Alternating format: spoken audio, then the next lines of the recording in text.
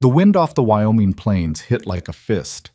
Mara Klein stepped off the train into a wall of dust and cold, her carpet bag clutched against her chest, fingers numb inside her threadbare gloves. The platform was nothing but raw planks and splinters, the kind of place built in a hurry by men who didn't plan on staying. Around her, the town sprawled in every direction, unpainted storefronts, rutted streets, the sharp smell of sawdust and manure mixing with wood smoke. She'd been traveling for 8 days. 8 days of hard benches and stale bread, sleeping upright with her head against the window, watching the country change from green to brown to nothing. 8 days rehearsing what she'd say when she finally met him. Now she was here, and the words had all dried up. "Mrs. Klein?" The voice came from behind her, flat and businesslike. Mara turned. The man was tall, broad-shouldered, wearing a clean shirt and a hat that looked expensive. Younger than she'd expected, maybe 40, with a square jaw and the kind of face that didn't give much away. He didn't smile. "Yes," she said. Her voice sounded small against the wind. "Mr. Halstead?" He looked her over. Not quickly, not politely. A slow, measuring scan from her worn boots to her graying hair, the kind of look a man gives livestock at auction. "You're older than I thought," he said. Mara's throat tightened. "I'm 56. I said so in my letter." "I know what you said." He shifted his weight, glanced past her at the train pulling away in a hiss of steam. "I suppose I didn't picture it right." She waited. The platform was emptying fast, other passengers already scattering into wagons and on foot, disappearing into the town. The conductor was hauling luggage, not looking at anyone. "How much do you weigh?" Halstead asked. The question landed like a slap. What? How much? 100 pounds? Less? I don't see what that has to do with—" "It has everything to do with it, ma'am." His tone was patient, the way you'd explain something to a child. "I need a woman who can work. Someone strong enough to haul water, chop wood, handle livestock when I'm out on the range. I need a partner, not a—" He stopped, reconsidered. "Not a burden." Mara felt the heat rising in her face despite the cold. "I've worked my whole life, Mr. Halstead. I can sew, cook, manage a household. I don't need a seamstress. I need help running a ranch." He shook his head, almost apologetic. "You seem like a decent woman, but this isn't going to work." The world tilted. For a moment, Mara couldn't find her breath. "You sent for me," she said. "You wrote. You said—" "I know what I said." He reached into his coat, pulled out a folded bill. "Here's $20. That'll get you a room for a few nights and a ticket back east. I'm sorry for the trouble." He held out the money. Mara stared at it. $20. A dismissal. A payment to make her go away quietly. "I spent everything I had to get here," she said. "Then you'll have more than you came with." "I sold my furniture, my mother's china. I gave up my room." Halstead's expression didn't change. "That was your choice, ma'am." "You promised—" "I made a mistake." He pushed the bill toward her. "Take it." She didn't. Couldn't. Her hands stayed frozen at her sides. He sighed, tucked the money into her bag without asking, and tipped his hat. "There's a boarding house 2 streets over. Mrs. Pritchard runs it. Tell her I sent you." Then he turned and walked away. Just like that. Mara stood alone on the platform, the wind tearing at her skirts, watching him climb into a wagon and drive off without looking back. Around her, the town went on with its business, men shouting, horses clopping past, a dog barking somewhere. Nobody stopped. Nobody stared. She might as well have been invisible. The boarding house smelled like boiled cabbage and old tobacco. Mrs. Pritchard was a thin, sharp-faced woman with gray hair pulled back so tight it looked painful. She took Mara's money without comment, led her up a narrow staircase to a room barely big enough for a bed and a washstand, and left without saying welcome. Mara sat on the edge of the mattress and tried not to shake. She'd been so sure. For months after she'd seen Halstead's advertisement in the matrimonial news, rancher seeking capable woman for marriage, Wyoming territory, no time wasters, she'd let herself hope. She'd written carefully, honestly, told him about her age, her skills, her situation. He'd written back. 3 letters, all businesslike but not unkind. He'd even sent money for the train. She'd thought it was real. Now she was here, in a town she didn't know, with $17 left and no plan. No home to go back to, no family waiting. Her sister had died 2 years ago. Her brother didn't write. She'd spent the last decade working as a housekeeper in Chicago, invisible and dispensable, until her employer's new wife decided she didn't need help anymore. 56. Too old to start over. Too young to give up. The room was cold. She pulled the quilt around her shoulders and stared at the cracked plaster on the wall. Outside, the wind howled. The next morning, she went looking for work. It was stupid, probably, a waste of time. But sitting in that room listening to the other boarders cough and argue through the thin walls felt like drowning. She needed to move, to do something. The general store didn't need help, neither did the bakery, the laundry, or the hotel. The saloon keeper laughed in her face. "Lady, you're about 30 years too old and 100 pounds too light. Try the church." There wasn't a church, not yet. Just a canvas tent where a circuit preacher showed up twice a month. By midday, Mara's feet ached and her hope was gone. She stood on the corner of Main Street watching wagons roll past and tried to figure out what came next. The train east didn't run until Thursday. 4 more days of paying Mrs. Pritchard. 4 more days of stares and silence. She turned to head back and nearly collided with a man coming out of the feed store. "Pardon me," she said quickly. He stopped, looked at her, didn't move. He was tall, taller than Halstead, broader in the shoulders, with dark hair going gray at the temples and a face weathered by sun and wind. Older, maybe. Mid-50s. His clothes were plain, work-worn, but clean. He wore no gun, no badge, nothing to mark him as anyone in particular. "You're the one Halstead turned away," he said. It wasn't a question. Mara felt her face heat. "I don't know what you've heard, but—" "Whole town heard. He told half the men at the card game last night." The man's voice was low, even. Not mocking, just stating fact. "Said you weren't what he expected." She wanted to walk away, to disappear into the crowd and never hear Halstead's name again. "I'm sorry to have wasted your time," she said stiffly. "You didn't waste mine." He tilted his head slightly, studying her. "You looking for work?" Yes, but no one's hiring." "I didn't ask if they were hiring. I asked if you were looking." Mara hesitated. "What kind of work?" "Sewing, mostly. Mending. I've got a bunkhouse full of men who can't stitch a button to save their lives. They've been paying the Chinese laundry to do it, but that's 15 miles out, and the turnaround's too slow." "You're offering me a job?" "Offering you a place to work. You'd set your own terms, keep what you earn. There's a cabin about a mile south, by the creek. Empty right now. Roof's sound, stove works. You could use it." She stared at him. "I don't understand. You don't know me. Don't need to. You can sew or you can't. If you can, you'll make money. If you can't, you'll move on."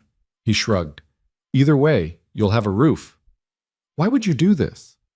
"Because I've got 30 men who need shirts patched, and you need work. Seems simple enough." It didn't seem simple. It seemed suspicious, strange, too easy. "What's your name?" she asked. "Rhett Calder." "Mr. Calder, I appreciate the offer, but you think I'm running some kind of game." He said it without heat, almost amused. "Fair enough. Come see the cabin. If you don't like it, walk away. No obligation." Mara looked around. The street was busy. People everywhere. If he'd wanted to hurt her, he wouldn't do it in broad daylight. And what choice did she have? Go back to Mrs. Pritchard's and wait for Thursday? "All right," she said. "Show me." The cabin sat in a hollow by the creek, hidden from the main road by a stand of cottonwoods. It was small, just one room, maybe 12 feet square, but solidly built. The door hung straight. The windows had glass. Inside, there was an iron stove, a rough plank table, a bed frame with a corn husk mattress. "Last man who lived here moved to Denver," Calder said, standing in the doorway while Mara looked around. "Left most of his things. You're welcome to whatever's useful." She ran her hand along the table. No dust. Someone had cleaned recently. "Who owns this land?" she asked. "I do." "And you're just letting me stay here?" "For now." "What happens when you change your mind?" "Then I'll tell you." He leaned against the doorframe, arms crossed. "Look, Mrs. Klein, how do you know my name?" "Small town. People talk." He didn't seem bothered by the interruption. You don't trust me, I get it, but you're in a corner and I'm offering you a way out. You can take it or leave it, but standing here arguing won't change your situation. He was right. She This hated story that was he posted right. on the channel west of What the do you want in trail. return? Please she do not asked. repost it in Mending? any form. That's it. No rent? No rent. No. She stopped, not sure how to phrase it. Calder's expression didn't change, but something shifted in his eyes. Understanding, maybe irritation. I'm not asking for anything except sewing, Mrs. Klein. If that changes, I'll say so up front. I don't operate in shadows. She wanted to believe him, and that scared her more than anything.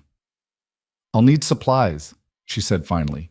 Thread, needles, scissors, fabric for patches. Make a list. I'll get it. I'll pay you back. All right. And I'll need to see the work first, before I agree to anything. Fair enough. He pushed off the door frame. I'll bring some things by tomorrow. You settle in. See how it feels. He left before she could say anything else, his boots crunching on the gravel path, disappearing into the trees. Mara stood in the doorway, looking out at the creek.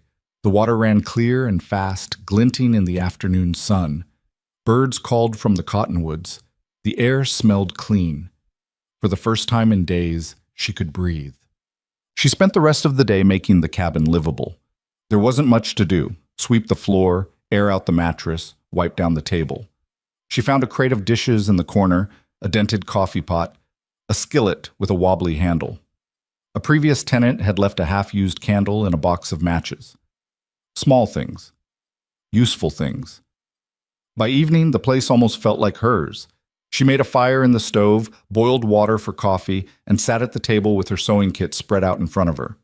It wasn't much. A few spools of thread, a tin of needles, a pair of shears her mother had given her 30 years ago. But it was hers. The one thing Halstead's money couldn't take away. She thought about going back to Mrs. Pritchard's for her bag. But the idea of walking into town, facing those stairs again, made her stomach turn. It could wait until morning. Outside, the light faded. The creek murmured. Somewhere in the distance, a coyote howled. Mara sipped her coffee and tried not to think about what came next. Calder showed up just after dawn with a burlap sack slung over his shoulder. Mara had been awake for an hour, stoking the fire, washing her face in the creek. She'd slept better than she had in months, deep and dreamless, the kind of sleep that came from exhaustion and relief mixing together. Morning, Calder said, setting the sack on the table. Brought you some things. She opened it. Inside, 2 shirts with torn seams, a pair of trousers with a ripped knee, a coat missing buttons, 3 socks in need of darning. This is just from the bunkhouse? She asked. Just from the men who were up early enough to hand it over. You'll have more by noon. Mara pulled out one of the shirts, examined the stitching. Rough work, done in a hurry. The fabric was good quality, though, sturdy. I can fix this, she said. Good. What do you charge? She hesitated. In Chicago, she'd earned 60 cents a day as a housekeeper. Before that, she'd done piecework sewing for a tailor, 5 cents a shirt, 3 cents for trousers. 10 cents per item, she said. 15 if it's complicated. Calder nodded. Fair. I'll let the men know. He turned to leave. Mr. Calder? He stopped, looked back. Why are you doing this? He considered the question for a long moment, his face unreadable. Because Halstead's a fool, he said finally, and because no one should be thrown away for being small. Then he left. 1. The work came in fast. By midday, Mara had a pile of mending that would take her a week to finish. Shirts, trousers, socks, a wool coat with the lining torn out. She set up a system, sorted by urgency, by complexity. Started with the easiest tasks first, building rhythm. Her fingers remembered the work. The pull of thread through fabric, the tension of a seam, the satisfaction of a clean stitch. She'd been sewing since she was 6 years old, sitting at her mother's knee, learning to make her stitches small and even. Sloppy work is lazy work, her mother used to say, and lazy work don't feed nobody. Mara had never been lazy. By evening, she'd finished 5 shirts and 2 pairs of trousers. Her fingers ached, but it was a good ache, the kind that came from purpose. She was banking the fire when she heard voices outside. 2 men, talking low. She couldn't make out the words, but the tone was clear, angry, suspicious. Mara moved to the window, staying back in the shadows. One of the men was young, maybe 25, with a patchy beard and a rifle slung over his shoulder. The other was older, stockier, wearing a deputy's badge on his vest. "Don't care what Calder says," the younger one was saying. "It ain't right her being out here. She's on his land. Ain't our business. It's going to be our business when something happens." "You see the way she looks at him?" The deputy snorted. "She's old enough to be his mother." "Don't matter. Women like that, they get ideas. Start thinking they're owed something." Mara's hands clenched into fists. The deputy shifted his weight. "Calder's not stupid. He knows what he's doing." "Does he? Because from where I'm standing, it looks like he's taken in a stray and the whole town's going to pay for it." They moved on, voices fading into the dusk. Mara stood at the window, shaking. She'd been here one day, and already they were talking. And so, she didn't see Calder for 3 days. The work kept coming, men dropping off mending at the cabin door, picking up finished items, leaving payment in a jar she kept on the table. They didn't talk much. A few nodded. Most didn't look at her at all. Mara didn't care. She had work. She had money. For the first time in years, she didn't feel disposable. On the 4th day, she walked into town to buy supplies. The general store was crowded. Saturday morning, everyone stocking up for the week. Mara kept her head down, moving quickly through the aisles. Thread, needles, a spool of black cotton. She paid at the counter, ignoring the clerk's stare, and turned to leave. "That's her." The voice came from behind her, female, sharp. Mara kept walking. "I'm talking to you." She stopped, turned. The woman was maybe 40, dressed in a blue calico dress with a lace collar, pretty in a hard-edged way. Her eyes were cold. "I'm sorry," Mara said. "Do I know you?" "No, but I know you. You're the one living in Rhett Calder's cabin." The store went quiet. Everyone watching now.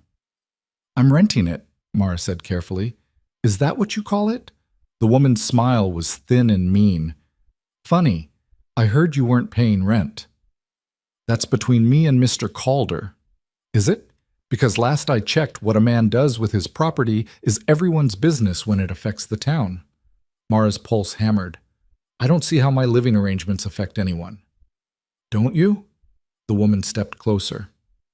"You show up out of nowhere, rejected by the man who sent for you, and suddenly Rhett Calder's putting you up for free. You think people aren't going to talk? Let them talk. They're doing more than talking, honey. They're wondering what kind of woman takes charity from a man she's not married to. They're wondering what you're giving him in return." The words hit like a punch. Mara's vision blurred. Her hands shook. She wanted to scream, to throw something, to make this woman hurt the way she was hurting. Instead, she said, very quietly, "I'm a seamstress. I work for my keep. If you have a problem with that, take it up with Mr. Calder." She walked out before the woman could respond. Outside, she made it halfway down the street before her knees gave out. She sank onto a bench outside the feed store, gasping for air, trying not to cry. "Mrs. Klein?" She looked up. Calder was standing a few feet away, holding a coil of rope, watching her with those unreadable eyes. "Are you all right?" "No," she said. She was too tired to lie. He set the rope down, sat beside her, didn't touch her, just sat. "What happened?" She told him. All of it. The woman in the store, the deputies by the cabin, the whispers she pretended not to hear. When she finished, Calder was quiet for a long time. "That was Clara Tibbs," he said finally. "Runs the dress shop. She's got opinions on everything and the sense to keep most of them to herself. Guess she made an exception." "She thinks I'm—" Mara couldn't say it. "I know what she thinks. She's wrong." "It doesn't matter if she's wrong. People believe what they want to believe." "Then let them." He looked at her, his expression steady. "You're not doing anything shameful, Mrs. Klein. You're working, earning your way. Anyone who can't see that isn't worth your time. Easy for you to say. You're not the one they're whispering about." "Aren't I?" He smiled, just barely. "Town's been talking about me for years. I stopped listening."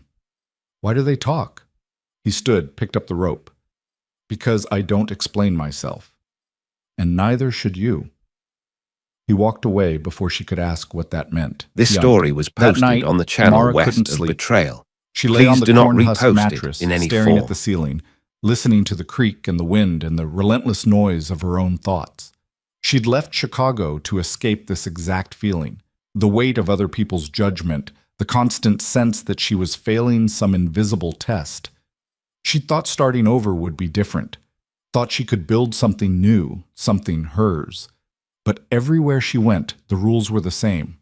Women like her, too old, too plain, too poor, weren't supposed to want things, weren't supposed to take up space. She thought about Halstead's face when he'd looked at her on that platform. The cold calculation. The dismissal. You're not worth the trouble. She thought about Clara Tibbs standing in the general store, smiling that mean little smile. What are you giving him in return? She thought about Calder, sitting beside her on the bench, refusing to be ashamed. Let them talk. Something in her chest cracked open. She got up, lit the candle, and pulled her sewing kit onto the table. There was a shirt in the pile that needed buttons. Simple work, mindless. She threaded her needle and started stitching. The rhythm calmed her. In and out. Pull tight. Knot and snip. By the time the sun came up, she'd finished 6 items, and she'd made a decision. She wasn't leaving.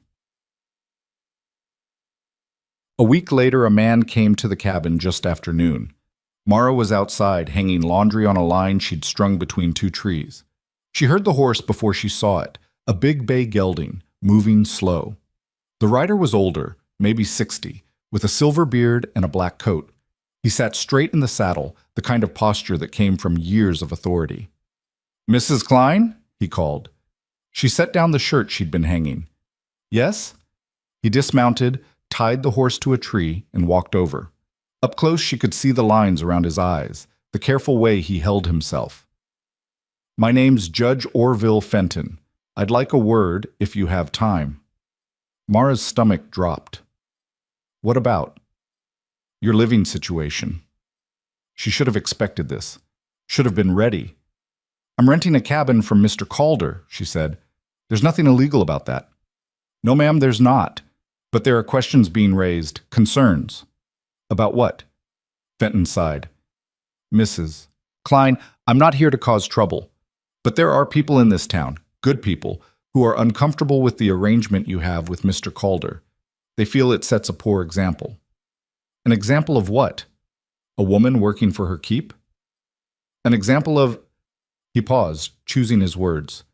"Impropriety." The word hung in the air like smoke. "I see," Mara said quietly. "And what do these good people suggest I do instead?"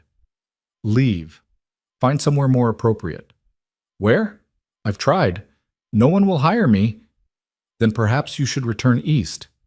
"With what money?" Fenton looked uncomfortable. "That's not my concern, Mrs. Klein. I'm simply informing you that if this situation continues, there may be legal consequences." "Legal consequences for what?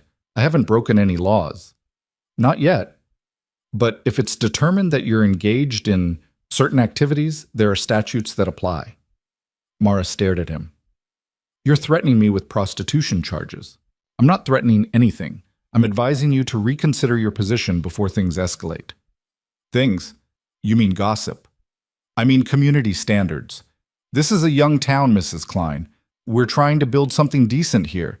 That requires certain expectations. Expectations that don't include women like me." Fenton's expression softened slightly. "I understand this is difficult, but you have to see it from their perspective. An unmarried woman living alone, accepting support from a man. I'm not accepting support, I'm working. Then marry him." The suggestion was so absurd, Mara almost laughed. "I barely know him." "Then leave." "No." Fenton's jaw tightened. "Mrs. Klein—" "No," she said again, louder this time. "I'm not leaving. I'm not breaking any laws. And if your good people have a problem with that, they can come tell me themselves instead of sending you to do their dirty work." For a moment, the judge just looked at her. Then he nodded slowly, almost respectfully. "All right," he said, "but don't say I didn't warn you."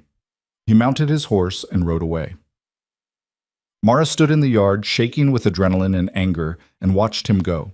She'd just made an enemy of the most powerful man in the county, and she didn't regret it. So, Calder came by that evening.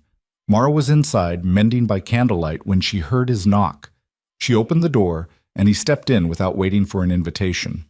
"Judge Fenton paid me a visit," he said. "He was here too. I figured. What'd he say?" She told him, all of it. When she finished, Calder's expression was unreadable. "You told him no," he said. "Yes." "Good." Mara blinked. "You're not angry." "Why would I be angry? You've got every right to stay." "The town doesn't think so." "The town doesn't run my land." He pulled out a chair, sat down. "Look, Mrs. Klein, I'm not going to lie to you. This is going to get worse before it gets better. Fenton's not the type to let things drop. He'll push until something breaks." "Then I'll leave." "Will you?" She met his eyes. "Do you want me to?" "No." He said it without hesitation. "But I'm not the one who has to live with the consequences. If you stay, people are going to make your life hell. They'll talk, they'll judge, they'll find ways to punish you, and I can only do so much to stop it." "Then why are you helping me?" He was quiet for a moment, his gaze steady. "Because someone should have helped me once," he said finally, "and no one did." Before she could ask what that meant, he stood. "Think about it," he said. "Really think. And if you decide to stay, we'll figure it out together." He left. Mara sat in the candlelight, her sewing forgotten, and thought. She thought about Chicago, about the years of invisible work, the careful deference, the constant sense that she was one mistake away from being replaced. She thought about Halstead, weighing her worth with his eyes. She thought about Clara Tibbs and Judge Fenton and every person who'd ever decided she didn't belong. And she thought about Calder, sitting in her cabin, offering partnership instead of pity. She thought about the creak outside her door, the work on her table, the way it felt to earn her own way. By the time the candle burned down, her decision was made. She was staying. The next 2 weeks passed in a strange sort of peace. Mara kept to herself, worked through the pile of mending that never seemed to shrink, and tried not to think about Judge Fenton or the looks she got when she walked through town. The men who brought her their clothes didn't say much, but they kept coming. That was something. Calder stopped by every few days, always with some excuse, checking the stove, bringing firewood, asking if she needed supplies. He never stayed long, never sat down uninvited, but his presence had become a fixture in her days, something she'd started to count on without realizing it. On a Tuesday morning, she was outside scrubbing a shirt in a basin when she heard horses coming up the path. 3 of them. She straightened, shading her eyes against the sun. The riders were young, early 20s maybe, ranch hands from the look of them. They pulled up near the cabin, dismounting with the easy confidence of men who'd never been told no. "You the sewing lady?" the first one asked. He had red hair and a sunburned nose. "I am," Mara said. He pulled a bundle from his saddlebag, tossed it on the ground near her feet. "Got some work for you." She didn't pick it up. "You can set it on the table inside." "Can't I just leave it here?" "You could, but I won't touch it if you do." The redhead exchanged a look with his friends. One of them snickered. "Particular, ain't you?" he said. "Just careful." Mara kept her voice level. "Table's inside, or you can take it somewhere else." He stared at her for a long moment, then shrugged and walked past her into the cabin. She heard him drop the bundle, heard his boots on the floorboards. When he came back out, he was grinning. "Cozy little setup you got here," he said. "Real cozy." "That'll be 15 cents when you pick it up," Mara said. Thursday afternoon. 15. Last time it was 10. Last time it wasn't a coat with the lining torn out. 15, or take it to the Chinese laundry. The redhead's grin faded. "You got a mouth on you for someone living on charity." "I work for everything I have, same as you." "That right?" He stepped closer. Not threatening exactly, but close enough to make his point. "Funny. Way I heard it, you're working off the rent in other ways." Mara's hands clenched. "Get off this property." "Or what? You gonna tell Calder?" The redhead laughed. "He know what people are saying about you, about him?" I said, "Get off this property." "We're just talking, lady. No need to get hysterical." One of his friends, a thin, dark-haired kid, shifted uncomfortably. Come on, Wes, let's go. I'm not done. Yeah, you are, a voice said from behind them. All three men turned. Calder stood at the edge of the clearing holding the reins of his horse. He wasn't armed, didn't need This to be. story was posted His on the size channel and the west look on of his face Betrayal. were enough. Please do not Mr. repost Calder, it in any the form. redhead, Wes, said quickly. We were just dropping off some mending. Then drop it and leave. We did. We're leaving now. Good. And Wes? Yeah? You ever talk to Mrs. Klein like that again, you're fired. Understand? Wes's face went red. Yes, sir. Go. The three men mounted up and rode off without another word. Calder tied his horse and walked over to Mara. She was still standing by the basin, her hands shaking so hard she had to clasp them together. You all right? He asked. Fine. You're not fine. She turned away, picked up the shirt she'd been washing, wrung it out harder than necessary. I handled it. I know you did, but you shouldn't have to. Then what am I supposed to do? Hide in the cabin? Stop working? No. He was quiet for a moment. But maybe it's time we put a stop to this. Mara looked at him. How? By giving them something real to talk about. She didn't understand. Not at first. Then she saw the expression on his face, steady, deliberate, like he'd been thinking about this for a while. What are you saying? She asked slowly. I'm saying marry me. The words landed like stones in still water. Mara stared at him. You can't be serious. I am. You don't even know me. I know enough. You're honest. You work hard. You don't run when things get difficult. That's more than most people. That's not a reason to get married. Isn't it? Calder crossed his arms. Look, I'm not talking about love or romance or any of that. I'm talking about a solution. You need protection. I need... He stopped, reconsidered. I could use a partner. Someone steady. A partner, Mara repeated. In what? The ranch, the business, all of it. She couldn't find her voice. Couldn't find anything but the rushing noise in her head. This is insane, she said finally. Maybe, but it solves the problem. It creates new problems. Name one. People will think I trapped you. Let them think whatever they want. You'll regret it. I don't regret much, Mrs. Klein. He looked at her, something unreadable in his eyes. Think about it. Take your time. But if you decide yes, we do it soon, before Fenton gets any more ideas. He untied his horse and rode away, leaving Mara standing alone in the yard with a wet shirt in her hands and her entire world tilting sideways. She didn't sleep that night. Couldn't. She sat at the table sewing by candlelight, her mind going in circles. Marriage. To a man she barely knew. A man who'd shown her more kindness in 2 weeks than most people had in 2 years, but still, a stranger. She didn't know his past, his habits, his temper, didn't know if he drank or gambled or kept secrets, didn't know if she could trust him. But then, who could she trust? Halstead had seemed honest in his letters, and he'd tossed her aside the moment she wasn't what he wanted. Judge Fenton wore respectability like a coat, and underneath he was just another man telling her to disappear. At least Calder had never lied to her, never pretended to be something he wasn't. She thought about what marriage would mean. A name, legal protection, a place in the community that no one could question, no more whispers, no more threats, but also commitment, obligation, tying her life to someone else's in ways she couldn't predict or control. By morning, she still didn't have an answer. She walked into town mid-afternoon to buy thread. The general store was quiet, just a handful of customers browsing the shelves. Mara kept her head down, picked out what she needed, and was heading for the counter when she heard a familiar voice. Well, look who it is. Clara Tibbs stood near the fabric display, arms crossed, wearing a green dress that probably cost more than Mara made in a month. Mara kept walking.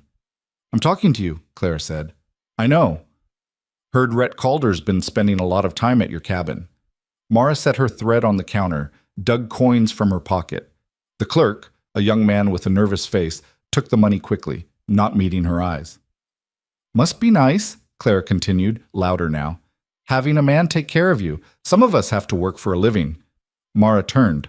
I work every day. Do you?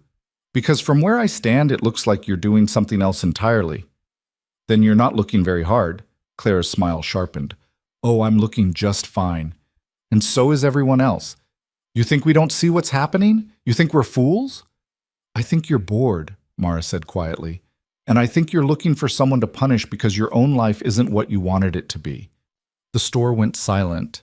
Clara's face flushed. How dare you? I'm not hurting anyone. I'm not breaking any laws. I'm just trying to survive. If that offends you, I'm sorry, but I'm not going to apologize for existing. She walked out before Clara could respond. Outside, the air felt too bright, too loud. Mara's heart pounded. She'd never spoken to anyone like that before. Never stood up for herself so directly. It felt terrifying and exhilarating all at once. She was halfway back to the cabin when she made her decision. Calder was at the cabin when she arrived, chopping wood in the yard. He looked up as she approached, set down the axe. Mrs. Klein. Yes, she said. He frowned. Yes, what? Yes, I'll marry you. For a moment, he just looked at her. Then he nodded slowly. All right. I have conditions. I'd expect nothing less. I keep my own money. What I earn is mine. Agreed. I want a separate room, at least at first.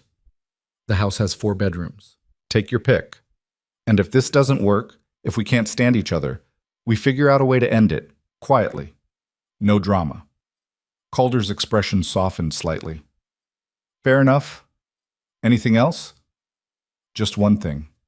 She met his eyes. Don't lie to me. About anything. I've had enough of lies. I won't. Promise me. I promise. He held out his hand. We doing this then? Mara looked at his hand, calloused, steady, waiting.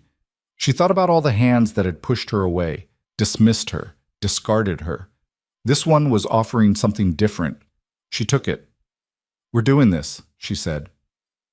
They were married 3 days later in Judge Fenton's office. The judge looked like he'd swallowed something sour when Calder walked in with Mara at his side, but he couldn't refuse. The law was the law. He performed the ceremony with a tight jaw and clipped words, had them sign the register, and handed over the certificate like it physically pained him. Congratulations, he said, not meaning it. Thank you, Judge, Calder said evenly. Outside, Mara stared at the paper in her hands. Mrs. Rhett Calder. It looked strange. Felt stranger. You all right? Calder asked. I don't know yet. That's honest. He helped her into the wagon. Come on, I'll show you the house. The house sat on a rise about 3 miles south of town, surrounded by open range and cottonwood groves. It was bigger than Mara expected. 2 stories, painted white, with a wide porch and real glass windows. Not fancy, but solid, well kept. You live here alone? She asked as Calder helped her down from the wagon. For the last 8 years, yeah. It's too big for one person. I know. He grabbed her bag from the back. That's why I built it. She didn't ask what that meant. Inside, the house was clean but sparse. Furniture that looked handmade, shelves that held books and tools but no personal items. A kitchen with a good stove and a pump sink. Upstairs, 4 bedrooms, just like he'd said. The largest had a bed, a dresser, a chair by the window. This one's mine, Calder said. Pick whichever you want for yours. Mara chose the room across the hall. Smaller, but it had a view of the creek and good light. I'll bring your things up, Calder said. I can do it. I know you can. I'm doing it anyway. He left before she could argue. Mara stood in the empty room and tried to make sense of what had just happened. 24 hours ago, she'd been living in a one-room cabin. Now she was married to one of the most well-known men in the territories, standing in a house that felt like a museum. She heard Calder's boots on the stairs, heard him set her bag in the room and walk away without a word. This was her life now. She had no idea what to do with it. That first week was strange. Calder left early every morning, came back at dusk, ate dinner in near silence, and disappeared into his room.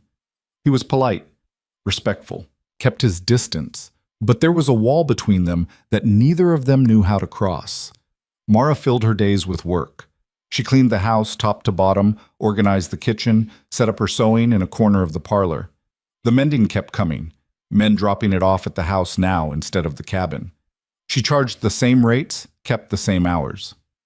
Nothing had changed except the address. But everything felt This different. story was posted on the the fifth channel day, she was west of sewing in the Betrayal. parlor when Please Calder do not came in and repost sat it down in across any from her. form. "We need to talk," he said. Mara set down her work. "About what?" "The ranch. If you're going to be part of this, you need to understand how it works." "I thought I was just here to sew." "You are. But you're also my wife. People are going to ask questions, expect you to know things. I'd rather you hear it from me." So he told her. The ranch was bigger than she'd imagined. 6,000 acres, running close to 2,000 head of cattle, with 35 men on the payroll.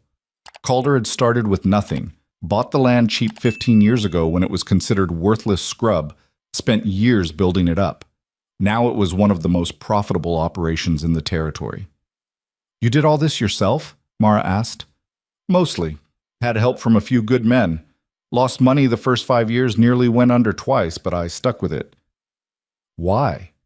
He was quiet for a moment. "Because I needed to prove something." "To who?" "Myself." He stood, walked to the window. "I came out here with nothing, Mrs. Klein. No money, no connections, no prospects. Just a strong back and a willingness to work. People looked at me the way they look at you now, like I didn't belong. Like I was taking up space that should have gone to someone better." Mara's throat tightened. "What did you do?" "I worked. Harder than anyone else. Saved every penny, bought this land when no one else wanted it, and built something they couldn't ignore." He turned to face her. "I know what it's like to be dismissed. That's why I helped you." "I thought you said it was because someone should have helped you." "Same thing." She didn't know what to say to that. Calder crossed his arms. "Point is, you're part of this now. That means you've got a stake.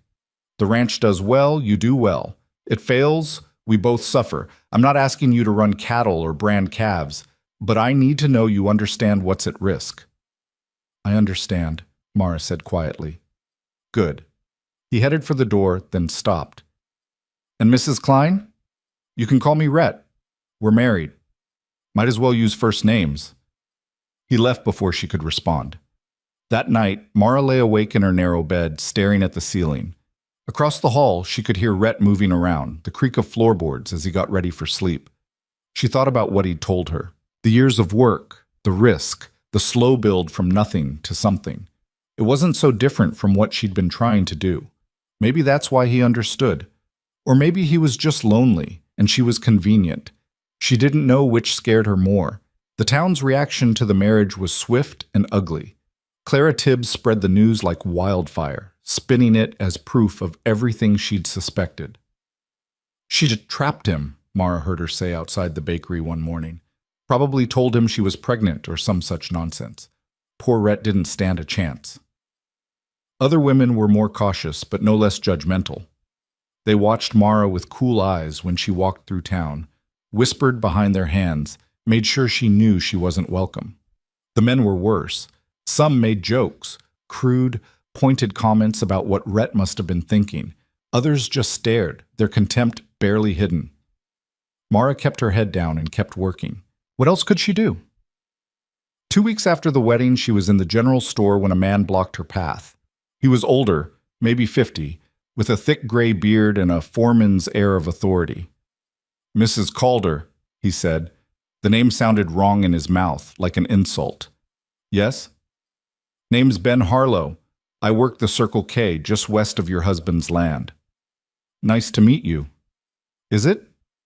He smiled, but there was no warmth in it. "I'll be direct, ma'am. A lot of folks around here are concerned about your situation." "My situation?" "Your marriage to Rhett Calder." He leaned in slightly. "See, Rhett's an important man, owns a lot of land, employs a lot of people. What he does affects all of us. And when he makes a decision like this, marrying a woman no one knows, who showed up out of nowhere, well, it raises questions." Mara's hands tightened on her basket. "What kind of questions?" "About his judgment, about what else he might do that we don't expect, about whether we can trust him the way we used to." "That sounds like his problem, not mine." Harlow's smile faded. It's everyone's problem when a man of his standing gets taken in by a woman who's only interested in his money. I'm not interested in his money. Then what are you interested in? Mara looked him in the eye. Survival, same as everyone else. She pushed past him and walked out. But the encounter stayed with her. That night, over dinner, she told Rhett about it. He listened without interrupting, his face unreadable. Harlow's an idiot, he said when she finished. Ignore him. He said people don't trust you anymore, because of me. People will always find a reason not to trust someone who's doing better than they are. It's not about you. Feels like it is. Rhett set down his fork. You want the truth? Yes, there are men in this town who think I made a mistake marrying you. They think you're using me, or that I've gone soft, or whatever story makes them feel better about their own failures. But here's what they don't understand. I didn't marry you for their approval. I married you because I wanted to, and what they think about it doesn't change a damn thing. Mara stared at him. You really don't care, do you? About their opinions? Not even a little. How? He considered the question. Because I spent too many years caring, trying to prove myself, trying to earn respect I was never going to get. One day I realized it was a waste of time, so I stopped, built my life the way I wanted it, and let them talk. Doesn't it bother you? Sometimes, but not enough to change. Mara thought about that for a long time after dinner, sitting in the parlor with her sewing while Rhett read a book across the room. The ease with which he dismissed other people's judgment. It wasn't arrogance. It was something deeper, a bone-deep certainty about who he was and what he deserved. She envied it. A month into the marriage, Mara started to find a rhythm. The house felt less foreign, the routine less strange. She cooked, cleaned, sewed, and slowly began to understand the shape of Rhett's life. The men who worked for him respected him, even if they didn't always like him. The ranch ran like a machine, efficient, profitable, relentless. And Rhett himself remained a mystery. He was kind in his way, but distant. He asked about her work, made sure she had what she needed, treated her with a courtesy that felt almost formal. But he never talked about himself, never shared anything personal. Until the night she found him on the porch, staring out at the dark range. It was late, past midnight. Mara had come downstairs for water and seen the door open, a figure silhouetted against the moonlight. Couldn't sleep? She asked. Rhett didn't turn. Something like that. She stood in the doorway, uncertain. Can I ask you something? Go ahead. Why did you really marry me? He was quiet for so long she thought he wasn't going to answer. Then he sighed. Because I was tired of being alone, he said simply. I built all this, the ranch, the house, the business, and there was no one to share it with. No one who understood what it cost. I thought maybe having someone here would make it mean something. And does it? He looked at her then, his expression unguarded for the first time since she'd met him. I don't know yet. Ask me in a year. Mara stepped out onto the porch, stood beside him. The night was cold, the stars sharp and bright overhead. I'm not what you thought I'd be, she said quietly. Neither am I. He smiled slightly. Guess we'll figure it out as we go. They stood there in silence, two strangers bound by circumstance and choice, and for the first time Mara thought maybe, just maybe, this could work. Then the sound of hoofbeats shattered the quiet, and a rider came thundering up the path, shouting Rhett's name. The rider was young, barely 20, his horse lathered and heaving. He pulled up hard in front of the porch, nearly falling from the saddle in his haste. Mr. Calder, he gasped. Fire! South pasture, spreading fast. Rhett was already moving, striding past Mara into the house. She heard him in the hall, grabbing his coat, his boots hitting the floor hard. When he came back out, his face was set. Get the men, he told the rider. Everyone, ring the bell. The young man wheeled his horse and took off. Rhett started for the barn. What can I do? Mara called after him. Stay here. Keep the lights on. That's not an answer. He stopped, turned. For a second, she saw something flash in his eyes. Frustration, maybe, or fear, but it was gone before she could name it. There's nothing you can do, he said. This is ranch work. I can help. Mara, I can boil water, tear bandages, prepare food for when the men come back. Don't tell me to sit here and do nothing. He studied her face, then nodded once. Fine, but stay in the house. He was gone before she could argue. Mara stood on the porch and watched him ride into the darkness. This story was followed posted moments on the later by a channel stream west of of men from the Betrayal. bunkhouse, Please do all not heading repost south. it in any form. In the distance, she could see it now, a dull orange glow against the black sky, flickering and growing. She went inside and got to work. By the time the first men returned hours later, she had the kitchen organized like a field hospital. Water boiling on the stove, clean rags stacked on the table, coffee brewing in 2 pots. She'd pulled every blanket she could find, set out the medical supplies she'd discovered in a cupboard, iodine, bandages, a needle and thread for sutures. The men stumbled in covered in soot and ash, coughing, eyes red. Mara handed out water, coffee, directed them to sit. Some had burns, minor mostly, blisters on their hands and forearms. She cleaned and wrapped them without asking, working quickly and methodically. One man, older with a grizzled beard, stared at her as she bandaged his palm. "You done this before?" he asked. "Sewing's sewing," Mara said. "Doesn't matter if it's fabric or skin." He grunted. "You're tougher than you look." "So I've been told." More men came. She fed them, patched them up, sent them back out, or told them to rest depending on how bad they looked. No one questioned her. There wasn't time. Rhett didn't come back until dawn. When he finally walked through the door, Mara barely recognized him. His face was black with soot, his shirt torn, his hands raw and bleeding. He moved like every step hurt. "Sit," she said. "I'm fine." "You're not." "Sit down." He sat. Mara brought water, made him drink, then started cleaning his hands. The burns were worse than the others, deep, angry red, blistering across his palms and fingers. He didn't flinch as she worked, just stared at the table. "How bad?" she asked. "Could have been worse. We got it under control before it hit the main herd. Lost maybe 50 head, some fencing, a storage shed." "What started it?" "Don't know yet. Could have been lightning. Could have been careless. Or deliberate." He looked at her sharply. "What makes you say that?" "Nothing. Just a thought." But she could see it in his face. He'd had the same thought. She finished wrapping his hands, then poured him coffee. He drank it in silence, his eyes distant. "You should sleep," Mara said.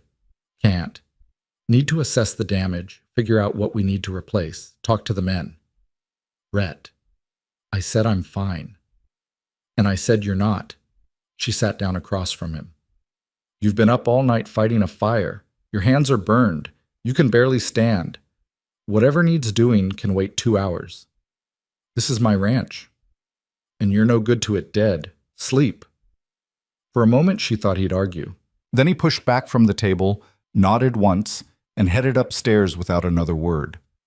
Mara sat in the empty kitchen, listening to the creak of floorboards overhead, and wondered what she'd gotten herself into. The town's reaction to the fire was immediate and divided.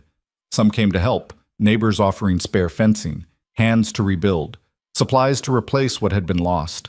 Others stayed away, their silence louder than words, and a few made it clear they thought the fire was exactly what Rhett deserved. "Probably started it himself for the insurance," Mara heard someone say outside the post office a week later. She was mailing a letter, trying to ignore the stares. "Or it's judgment," another voice said. "Man makes questionable choices. Questionable things happen." Mara kept her face blank, finished her business, and walked out. But the words followed her, judgment, as if losing cattle and property was somehow Rhett's fault, as if marrying her had cursed him. That night at dinner, she told him what she'd heard. Rhett's jaw tightened, but his voice stayed even. "Let them talk. They're saying you started the fire yourself." "I know. Doesn't that make you angry?" "Of course it does. But what am I supposed to do about it? Go around defending myself to every idiot with an opinion? I'd never get any work done." Mara set down her fork. "How long have they been like this?" "Who?" "The town, the people. How long have they treated you like an outsider?" Rhett was quiet for a moment. "Since I got here. Maybe longer." "Why?"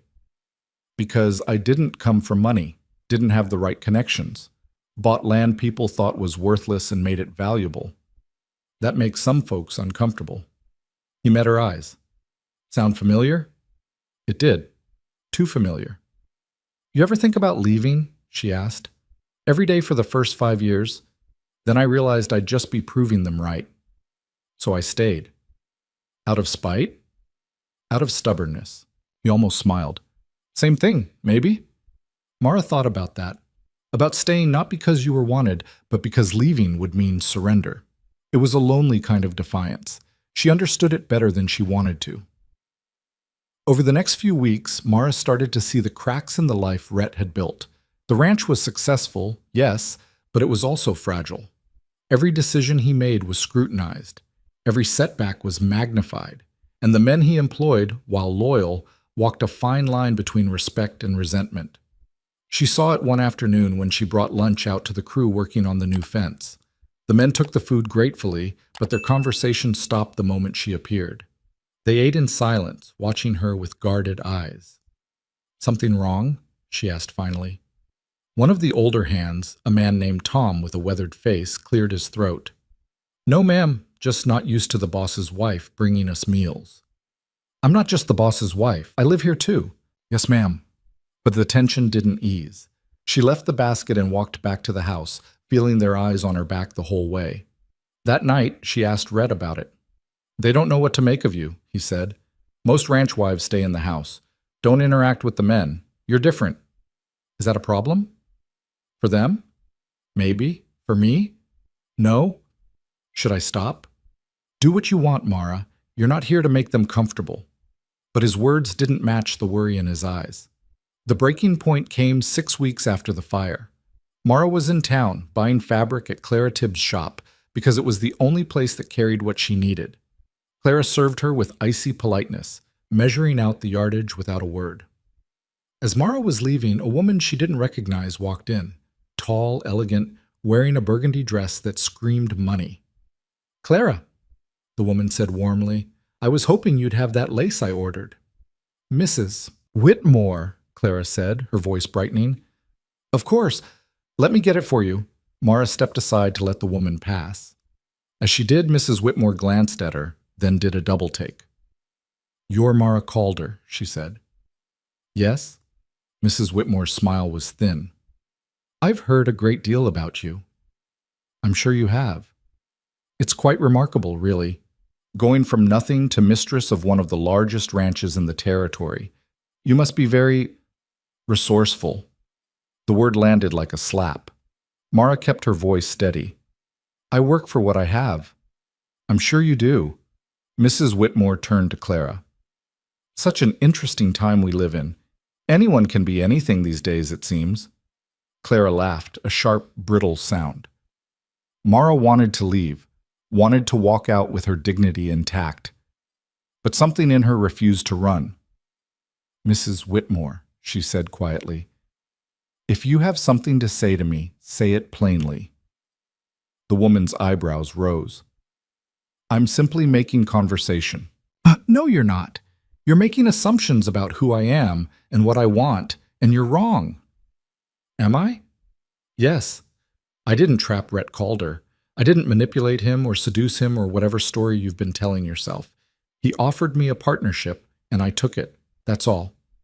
A partnership, Mrs. Whitmore repeated. How modern.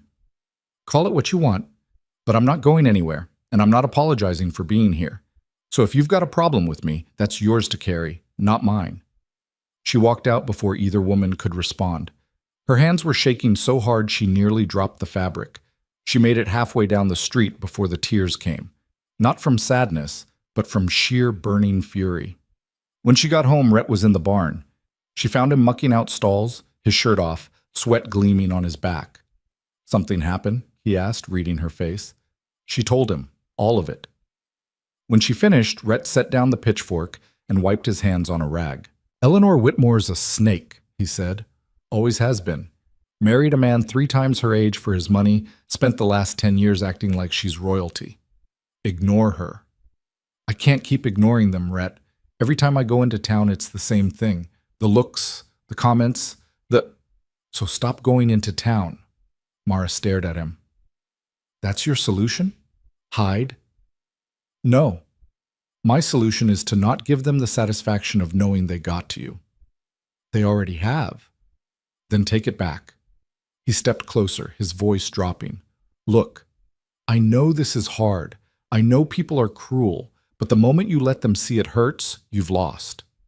You want to beat them? Outlast them. Show up. Keep working. This story Prove was them wrong posted by on the channel refusing to West of disappear. Betrayal. Please Is do that not what you did? repost it in any form. Every damn day. Mara looked at him, this stubborn, impossible man who'd built an empire out of spite and silence, and felt something shift inside her. I don't know if I'm as strong as you, she said quietly. You are. You just don't know it yet. That night, Mara made a decision. She was done shrinking, done apologizing. If the town wanted to judge her, let them. She'd survived worse. The next morning, she walked into town with her head up. She stopped at the general store, the post office, the bakery. She greeted people by name, asked after their families, refused to flinch under their stares. Some ignored her, others muttered. A few, a very few, nodded back. It wasn't much, but it was a start. 3 days later, she got her first real ally. The woman's name was Ruth Brennan, and she ran the boarding house where Mara had stayed that first terrible night. Ruth was maybe 60, stocky and plain-spoken, with iron gray hair and hands scarred from years of hard work. She found Mara at the dry goods store and walked up without preamble. Heard what you said to Eleanor Whitmore, Ruth said. Mara braced herself. And it's about time someone put that woman in her place. Ruth grinned. Yes. Thought you should know you've got at least one person in this town who doesn't think you're the devil. Mara blinked. Thank you. Don't thank me yet. Supporting you doesn't make me popular, but I've lived here 30 years and I've seen enough to know when someone's getting a raw deal. You're getting one. Why are you telling me this? Because you look like you could use a friend, and because I like your husband. He's a decent man, even if he is too proud for his own good. Ruth leaned in. Between you and me, half the women in this town are jealous. Rhett Calder's the richest unmarried man, well, was unmarried, within 100 miles. Every mother with a daughter's been scheming to land him for years. You showing up and marrying him in a week? That stung. I didn't mean to. Doesn't matter what you meant. You did it, and now you've got to live with it. Ruth patted her arm. Come by the boarding house sometime. I'll make us tea and you can tell me how you're really doing. She walked away before Mara could answer, leaving her standing in the middle of the store feeling lighter than she had in weeks. That evening, she told Rhett about Ruth. She's a good woman, he said. Known her since I first came here. One of the few who treated me like a person instead of a problem. She said people are jealous. They are. But jealousy's just another word for fear. They're afraid you've got something they don't. Afraid it means they're less than. Do you really believe that? I've lived it. Yeah, I believe it. Mara studied his face in the lamplight. You never talk about where you came from. Before here. Rhett's expression closed off. Not much to tell. I don't believe that. Believe what you want. Rhett, I came from nothing, Mara. No family, no money, nothing worth remembering. I built this place because I needed to prove I could. That's the whole story. But she could hear the lie in his voice. Or not a lie, exactly. An omission. Something he wasn't ready to share. All right, she said quietly. But when you're ready to tell me the real story, I'll listen. He looked at her for a long moment, then nodded. Fair enough. The next week brought the first real test of Mara's resolve. Judge Fenton showed up at the ranch on a Tuesday afternoon, riding in with another man Mara didn't recognize. Younger, sharp-eyed, carrying a leather satchel. Rhett met them on the porch. Mara watched from the kitchen window. Judge, Rhett said evenly, what brings you out here? Official business, I'm afraid. Fenton gestured to the other man. This is Mr. Coughlin from the Territorial Land Office. He's been reviewing property records. Why? Coughlin opened his satchel, pulled out a sheaf of papers. There's been a dispute filed regarding your southern boundary. A neighboring rancher claims you've encroached on his land. Which rancher? Ben Harlow, Circle K. Rhett's jaw tightened. Harlow's lying. That may be, but the claim's been made and it needs to be investigated. Coughlin handed over the papers. We'll need to survey the land, verify the boundaries. Until then, you're advised not to graze cattle in the disputed area. That's 200 acres. I understand. But if you continue to use it and the claim is upheld, you could be charged with trespassing. Rhett looked at the papers, then at Fenton. This is about the fire, isn't it? Fenton's expression didn't change. This is about land rights, Mr. Calder. Nothing more. Sure it is. I'd advise you to cooperate. Fighting it will only make things worse. Rhett handed the papers back. Survey whenever you want. You'll find my boundaries are exactly where they should be, and when you do, I expect Harlow to answer for filing a false claim. If it's false, he will. We'll see. Fenton and Coughlin left. Rhett stood on the porch, staring after them, his hands clenched. Mara came out. What does this mean? It means Harlow's trying to squeeze me. Take some of my land, tie me up in legal battles, cost me money I don't have to spare. Rhett's voice was tight, and Fenton's helping him do it. Can we fight it? We can, but it'll take time and money, and while we're fighting, I can't use that land, which means less grazing, less income. Because of me. Rhett looked at her sharply. What? This is because you married me. Harlow said people don't trust you anymore. This is them punishing you for... Stop. Rhett's voice was firm. This isn't about you. Harlow's been looking for a way to take a piece of my land for years. He's using the marriage as an excuse, but he'd have found another one if you weren't here. This is about greed and power. Nothing else. Mara wanted to believe him, but the timing was too perfect. That night, she lay awake listening to the wind and wondering how much more Rhett could take before he regretted everything. The survey took 3 weeks. In that time, Mara watched Rhett grow quieter, more withdrawn. He spent long hours riding the property, checking fences, talking to his men. When he came home, he ate in silence and disappeared into his office, poring over maps and deeds. She tried to help, offered to go over the records, to write letters, to do anything, but he refused. This is ranch business, he said. I'm part of the ranch. Not this part. It stung. More than she wanted to admit. Finally, the results came back. Rhett's boundaries were correct. Harlow's claim was dismissed, but the damage was done. The dispute had cost money and legal fees, lost grazing time, and worst of all, credibility. Rumors spread that Rhett was losing his grip, that the ranch was in trouble, that it was only a matter of time before everything fell apart. And through it all, Mara felt the weight of her presence, the constant reminder that she was the catalyst, the excuse, the reason people had turned on him. One night, she found Rhett on the porch again, staring out at the dark range. I'm sorry, she said. For what? For making your life harder. He turned to look at her. You didn't. Yes, I did. If you hadn't married me, if I hadn't married you, Harlow would have found another way to come after me. If it wasn't the marriage, it would have been the fire, or the water rights, or something else. Men like him don't need a good reason. They just need an excuse. Still, Mara. He said her name like a command. Listen to me. I knew what I was doing when I asked you to marry me. I knew there'd be consequences, and I did it anyway, because I wanted to. Not because I had to, not because you tricked me, because I chose to. Why? I told you, I was tired of being alone. That's not enough. Rhett was quiet for a long moment. Then he said very quietly, It was for me. Mara felt something crack inside her chest. This man, stubborn, proud, impossible, had risked everything he'd built for a partnership with a woman he barely knew. Not out of love, not out of passion, but out of loneliness and a desperate hope for something more. It was the saddest, most honest thing she'd ever heard. I won't let you down, she said. I know. I mean it. Whatever it takes, I'll prove I'm worth it. Rhett looked at her, something unreadable in his eyes. You don't have to prove anything, Mara. You're already here. That's enough. But it wasn't, not for her. She had to show him, show everyone that she wasn't just another burden, that she could be more than the woman they whispered about. She just didn't know how yet. The opportunity came 2 weeks later from the least expected source. Mara was in the kitchen preserving tomatoes when she heard a wagon pull up. Through the window, she saw Ruth Brennan climbing down with the help of a younger woman Mara didn't recognize.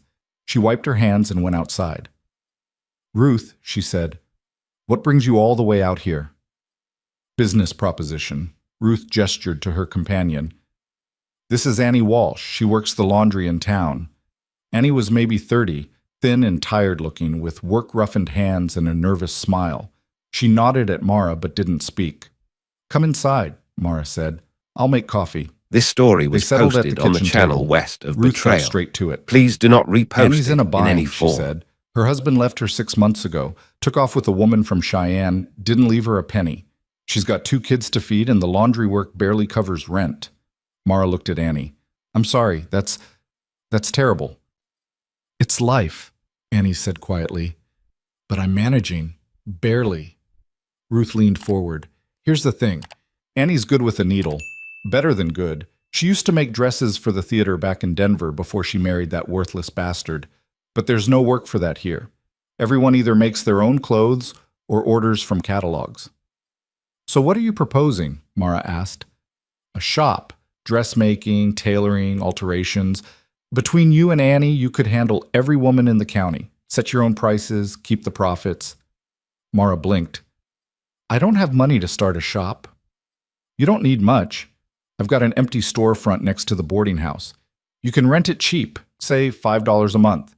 Get some fabric, some thread, put up a sign, start small. Ruth, I appreciate the thought, but what? You're scared? You think people won't come? I know they won't come, not to me. Maybe not at first, but they will eventually. Women need clothes. Babies outgrow things. Men tear their good shirts. You give them quality work at fair prices, they'll come around. Ruth's eyes were sharp. And if they don't, at least you tried. Better than sitting out here wondering what could have been. Mara looked at Annie, who was staring at her hands. What do you think? Mara asked her. Annie met her eyes. I think I'm desperate enough to try anything, if you are. That night, Mara told Rhett about the offer. He listened without interrupting, his face unreadable. When she finished, he was quiet for a long moment. You want to do this? He asked. I don't know, maybe. I mean, it could work. It could fail. So could anything. Rhett smiled slightly. Fair point. How much money do you need? I'm not asking you for money. I didn't say you were asking. I'm offering. Rhett, Mara, listen to me. You want to do this? Do it. If you need startup money, I'll give it to you. Call it an investment. If the shop makes a profit, you can pay me back. If it doesn't, he shrugged. Then you tried. Why would you invest in something that could fail? Because I've failed plenty of times. It's how you learn. He looked at her steadily. And because I meant what I said. You're my partner. That means I support what you're trying to build, same as you support what I'm building. Mara's throat tightened. What if people don't come? What if they refuse out of spite? Then they're idiots and they can walk around in rags for all I care. Rhett stood, walked to the cabinet, pulled out a lockbox. He counted out bills, set them on the table. Here's $50. That should cover rent, supplies, and then some. Make it work. She stared at the money. I don't know if I can. You won't know unless you try. The shop opened 3 weeks later. It wasn't much. A narrow storefront with a single window, a counter Annie had salvaged from somewhere, 2 work tables, and shelves for fabric. Mara and Annie spent days cleaning, painting, organizing. Ruth helped when she could, offering advice and occasionally strong opinions about layout. The sign went up on a Monday morning. Simple black letters on white. Calder and Walsh Dressmakers. You sure about using your name? Annie asked. Might scare people off. Let it, Mara said. I'm done hiding. The first day, no one came. The second day, no one came. On the third day, a woman walked in, elderly, bent with age, carrying a basket of mending. You the ones doing alterations? She asked. Yes, ma'am, Mara said. The woman dumped the basket on the counter.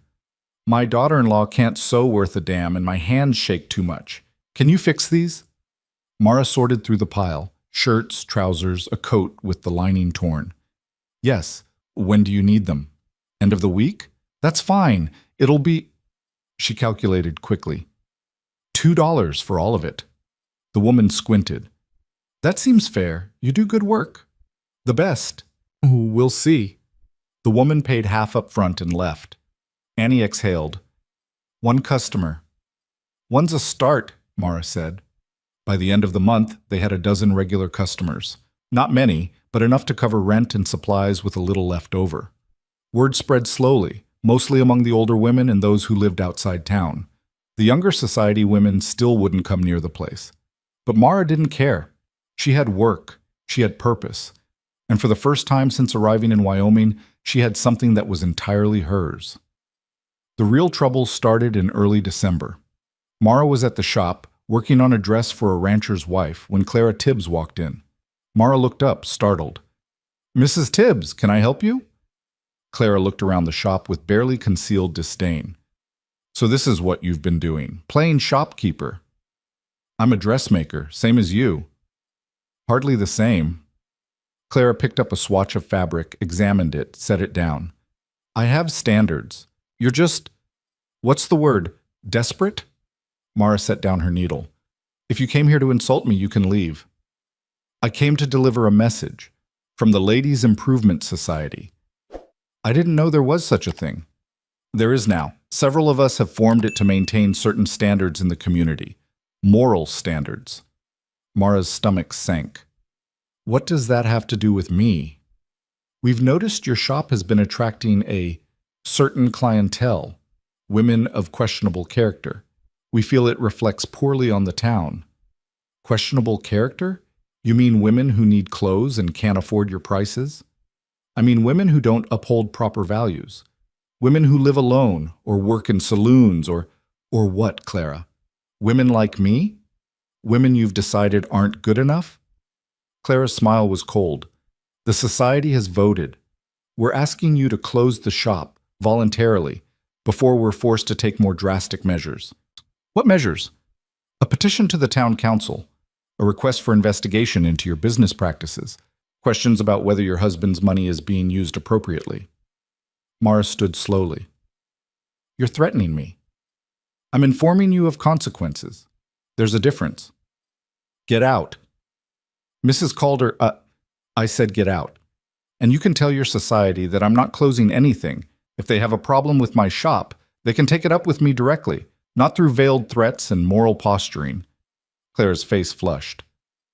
"You're making a mistake." "Maybe, but it's mine to make." Clara left without another word. Annie, who'd been in the back room, came out looking pale. "She's serious. They could shut us down." "Let them try," Mara said, but her hands were shaking. That night, she told Rhett everything. He listened in silence, his expression growing darker with each word. When she finished, he stood abruptly and paced to the window. "I'm going to talk to Fenton," he said. "That won't help. He's on the council. He can stop this." "Rhett, he's the one who wanted me gone in the first place. Why would he help now?" "Because there's no legal grounds for closing your shop. You're not breaking any laws." "That doesn't matter to them. They'll find a way." "Then I'll fight it." "And what will that cost you? More credibility? More enemies?" Mara shook her head. "I won't let you sacrifice everything you've built for a dress shop. It's not just a dress shop. It's yours. And no one gets to take that away." "Rhett, no." His voice was firm. "You don't get to give up because they're making threats. That's exactly what they want." Mara looked at him. This stubborn, impossible man who refused to back down even when backing down made sense. Part of her loved him for it. Part of her wanted to scream. "What if we lose?" she asked quietly. "Then we lose fighting, which is better than losing because we quit." The petition went to the town council a week later. Mara wasn't allowed to attend the meeting. Women weren't permitted in council sessions unless specifically invited. But Rhett went, and when he came back late that night, his face told her everything. "They're voting on it next month," he said. "Fenton abstained, the others are split." "What does that mean?" "It means we have time to change their minds, or at least some of them." "How?" "I don't know yet." He sat heavily in his chair. "But we'll figure it out." Mara spent the next weeks trying to drum up support. She talked to her customers, asked them to speak on her behalf. She wrote letters to the council members, carefully worded and respectful. She even swallowed her pride and visited Ruth, asking for advice. "You need allies on the council," Ruth said. "Men who'll stand up for you." "I don't have any." "You've got Rhett. He's biased. They won't listen to him." Ruth thought for a moment. What about the ranchers, the ones who use your services? If they speak up, it carries weight. Most of them don't want to be associated with me. Then make them want to. Ruth This leaned story was forward. posted on the You said you channel do west good of work, Betrayal. right? Prove Please it. do not Make repost something it so in good any they form. can't ignore it. Mara didn't know what that meant until she was going through her order book and saw a name she'd forgotten. Mrs. Eleanor Whitmore. 3 months ago, before all the trouble started, Eleanor had left a dress for alterations, a fancy thing from back east that didn't fit right. Mara had taken the job because she needed the money, then forgotten about it in the chaos. The dress was still in the back room, untouched. Mara pulled it out, examined it. The fabric was expensive, silk taffeta with lace trim. The construction was amateur, though, all wrong for Eleanor's frame. Whoever had made it hadn't accounted for her height or her figure, but Mara could fix it. She spent 3 days taking the dress apart and rebuilding it from scratch. Adjusted the bodice, recut the sleeves, added panels to the skirt for better drape. When she finished, it looked like a completely different garment. Elegant, flattering, professional. She delivered it herself. Eleanor answered the door looking surprised. Mrs. Calder, I'd forgotten about that dress. I hadn't. I apologize for the delay. There were complications. Eleanor took the dress, held it up. Her expression changed. This isn't what I brought you. Yes, it is. I just restructured it to fit you properly. I didn't ask you to restructure it. I know, but it needed it. The original construction was poorly done. I fixed it. Mara kept her voice steady. If you don't like it, I won't charge you, but I think if you try it on, you'll see the difference. Eleanor stared at her for a long moment. Then she said, "Wait here." She disappeared inside. Mara stood on the porch, heart pounding, wondering if she'd just made everything worse. When Eleanor came back, she was wearing the dress. It fit perfectly, hugged her waist, skimmed her hips, fell in clean lines to the floor. "How much do I owe you?" Eleanor asked. $3. Eleanor pulled bills from her pocket, handed them over. Then she said very quietly, "This is the nicest thing I've owned in years." "I'm glad. I'm not going to apologize for what I said before. I didn't ask you to." "But," Eleanor hesitated, "I'll speak to my husband. He's on the council. I'll tell him the petition is nonsense." Mara's breath caught. "You don't have to." "I know, but I'm going to anyway." Eleanor met her eyes. "You're a better seamstress than anyone in this town, and it would be stupid to lose you over petty politics." She closed the door before Mara could respond. 2 weeks later, the council voted. The petition was defeated 4-3. Mara heard the news from Ruth, who'd been listening at the door of the meeting hall. "Eleanor's husband voted against it," Ruth said, grinning. "So did 2 others, ranchers whose wives you've worked for. Fenton looked like he'd swallowed a toad." Mara sat down hard, her legs giving out. "We won." "You won. Don't sell yourself short." That night, Mara told Rhett. He listened, then smiled, a real smile, the first she'd seen in weeks. "I knew you'd figure it out," he said. "I got lucky." "No, you were smart. You found leverage and you used it. That's not luck, that's skill." Mara looked at him. "I couldn't have done it without you." "Sure you could have. You're tougher than you think." "Maybe." She paused. "But I'm glad I didn't have to find out." Rhett stood, walked to where she sat, and for the first time since they'd married, he touched her, just his hand on her shoulder, warm and steady. This story You did was good, posted Mara, on the channel he said west of quietly. Betrayal. Really Please good. do not repost it She in any covered his form. hand with hers and didn't trust herself to speak. Christmas came quiet and cold. Mara and Rhett celebrated alone. No guests, no party, just a simple dinner and a fire in the hearth. She'd made him a new shirt, carefully tailored to fit his broad shoulders. He gave her a set of silver scissors, engraved with her initials. "I know you've already got scissors," he said, almost embarrassed, "but I thought, well, you're building something. Seemed right to have tools that matched." Mara ran her fingers over the engraving, her throat tight. "They're perfect." They sat by the fire afterward, not talking, just existing in the same space.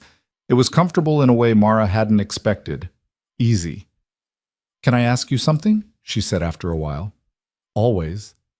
"Why didn't you ever marry before me, I mean? You could have had your pick. Rhett was quiet for a long moment. I was engaged once, long time ago. She was... He stopped, reconsidered. She was from a good family. Her father didn't approve. Thought I wasn't good enough. Told her if she married me, he'd disown her. What did she do? She chose him. Can't say I blame her. I had nothing to offer back then. That must have hurt. It did, for a while. He looked at the fire. But it taught me something important. You can't make someone see your worth. Either they do or they don't. And if they don't, you're better off without them. Mara thought about that. About all the people who'd looked at her and decided she wasn't enough. About Rhett, who'd looked at her and decided she was. I'm sorry she didn't see it, Mara said quietly. Her loss. Rhett glanced at her, something soft in his expression. Yeah, I think so too. The new year brought changes. The shop started thriving. Word spread about Mara's skill, and suddenly, women who'd refused to acknowledge her were showing up with orders. Some were grudging about it, others apologetic. Mara took their money and did the work without comment. Annie hired a girl to help with the simpler tasks, which freed them up to take more complicated commissions. By February, they were turning a real profit. Mara paid Rhett back the $50, plus interest.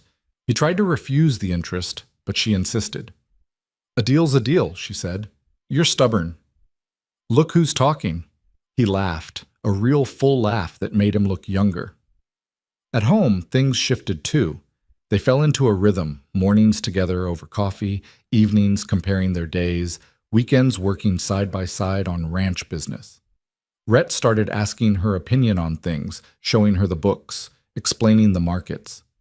She started understanding the scope of what he'd built. And slowly, carefully, they became friends.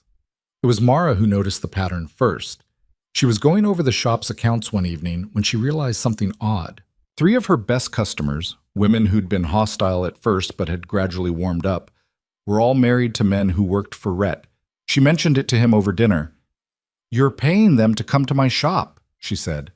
Rhett looked up from his plate. What? Your ranch hands, their wives. You're paying them to use my services. That's... He stopped. Who told you that? No one. I figured it out. 3 of them came in the same week, all ordering expensive work they didn't need, and all 3 are married to your employees. Rhett set down his fork. All right. Yes. I suggested to the men that their wives might appreciate some new clothes, offered to cover the cost. Why? Because you needed customers and they needed clothes. Seemed like a good solution. That's charity. It's business. I pay my men, they pay you. Everyone benefits. Mara stared at him. You manipulated the whole thing.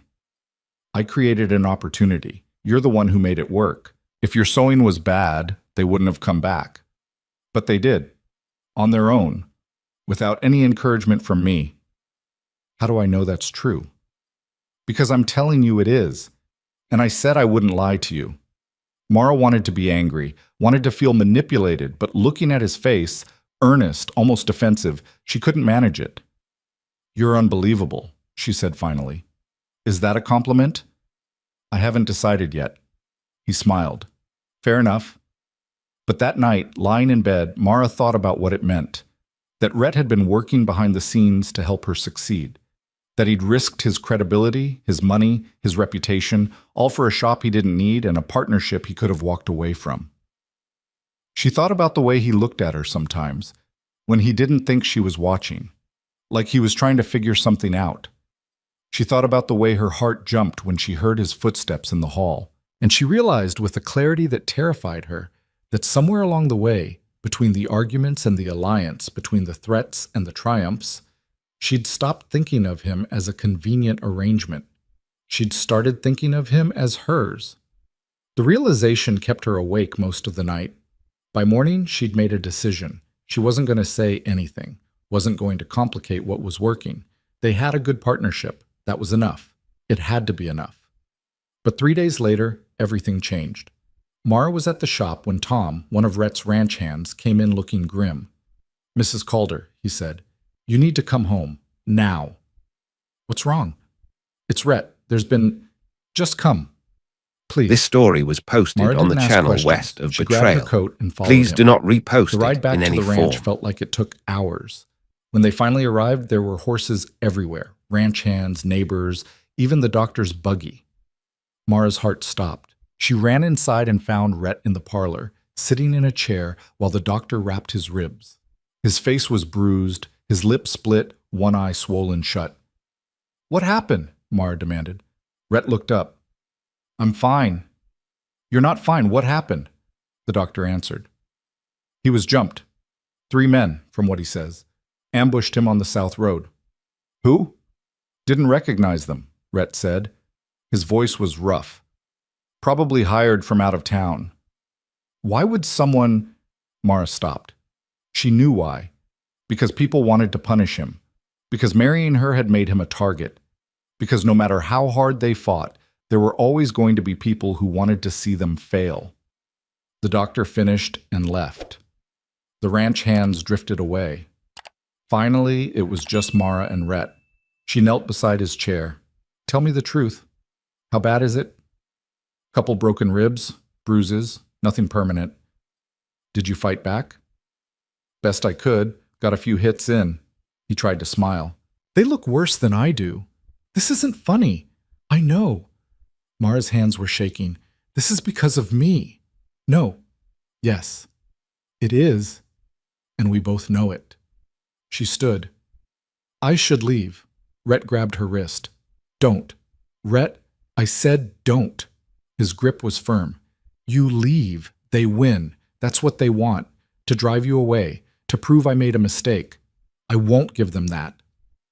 Even if it costs you everything? I've already decided what matters to me, and it's not their approval." He looked up at her, his good eye intense. "Stay, please."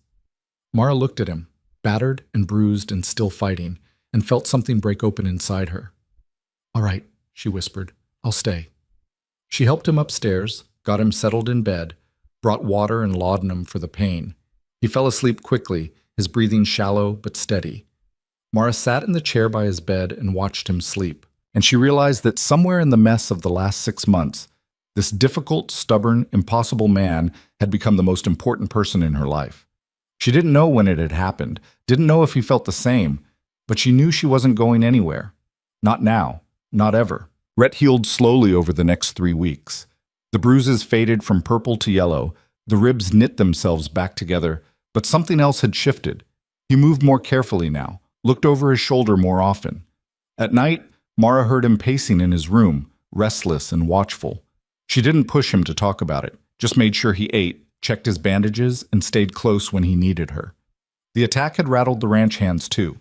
They rode in pairs now, carried rifles even on routine jobs. Tom organized a rotation so someone was always watching the house after dark. Nobody said it out loud, but everyone understood. Whoever had come after Rhett might come back. On a cold February morning, Mara was making breakfast when Rhett came downstairs earlier than usual. He looked like he hadn't slept. "We need to talk," he said. Mara set down the coffee pot. "All right. I've been thinking about what happened, about who might have hired those men. And I think it was Harlow. Can't prove it, but the timing's too convenient. He loses the land dispute. Suddenly I get jumped. That's not coincidence." "What are you going to do?" "Confront This him. story was Make posted it clear on the that if he channel comes west after me of again, Betrayal. I'll hit back Please harder." do not repost Mara's it in any stomach form. tightened. "That's a mistake." "Why?" "Because that's exactly what he wants. He's baiting you into a fight so he can paint you as the aggressor. You go after him, he'll claim self-defense, get the law on his side, and suddenly you're the problem." Rhett's jaw clenched. "So I'm supposed to do nothing?" "No, you're supposed to be smarter than him." Mara poured 2 cups of coffee, set one in front of him.